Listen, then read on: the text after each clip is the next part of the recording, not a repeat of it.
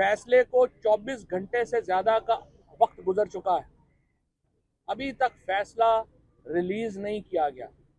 अली बुखारी साहब हमारे senior advocate, कल से इन्होंने और फैसल साहब ने ये अप्लाई किया हुआ है फैसला, और इसका नंबर जो है वो 1918/21/10/2022 कल 6 बजे का ये इन्होंने फैसले की कॉपी अप्लाई की हुई है।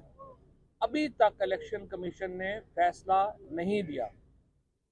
अगर आपके पास फैसला मौजूद ही नहीं तो कल आपने सुनाया क्या है?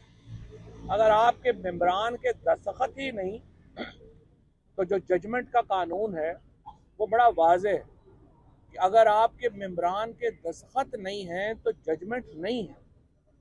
और पिछली दफ़ा भी फॉरेन फंडिंग केस में भी इलेक्शन कमिश्नर ने यही किया, फैसला जारी किया गया, वेबसाइट के ऊपर फैसला और था और बाद में उसमें इजाफा कर दिया गया।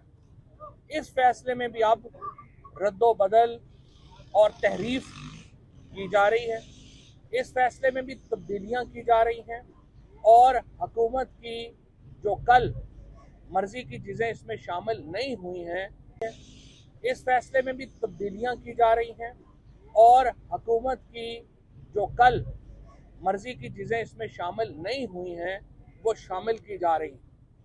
इससे ज़्यादा बददियानती किसी इदारे की जिसके पास इंटरेस्टमेंट हो जजमेंट की क्या हो सकती है।